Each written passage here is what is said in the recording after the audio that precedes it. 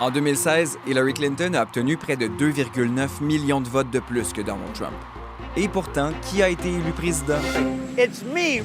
Correct. Comment ça se peut? À cause des grands électeurs et du collège électoral.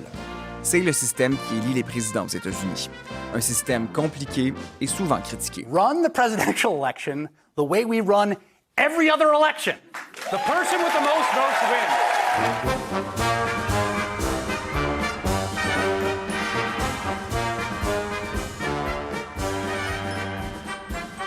Le système du collège électoral aux États-Unis existe depuis la Constitution de 1787. Pour les pères fondateurs, c'était le meilleur compromis pour s'assurer que l'opinion de chaque État, même les plus petits, soit vraiment prise en compte dans le choix du président.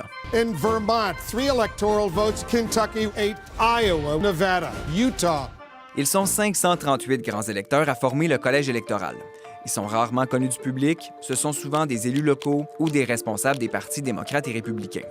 Et ce sont eux qui vont officiellement élire le président. Thank you very much. Chaque État a un nombre de grands électeurs qui équivaut à son nombre d'élus au Congrès.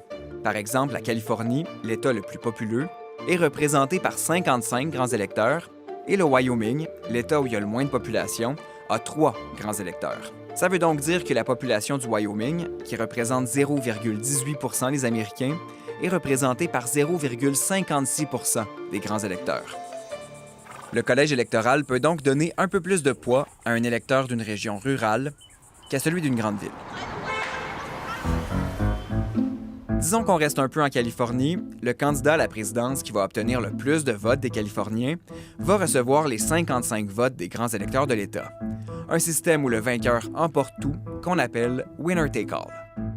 Bon, il y a 2 États, le Maine et le Nebraska, qui ont décidé de rendre ça encore plus compliqué et où le système inclut aussi une dose de proportionnel.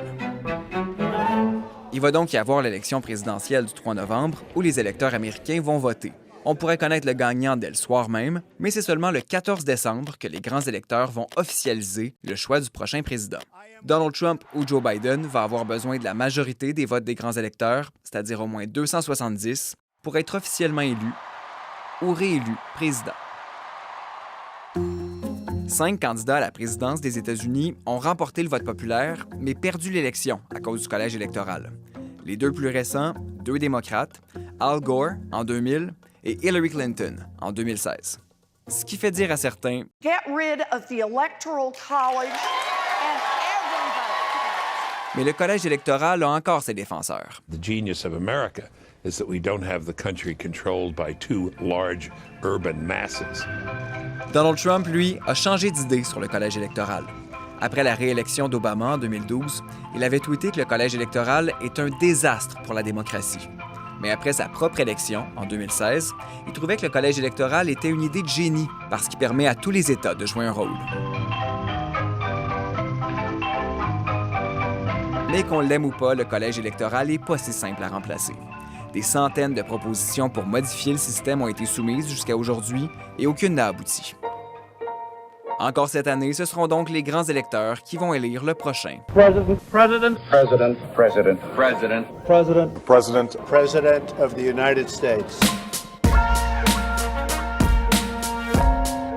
President.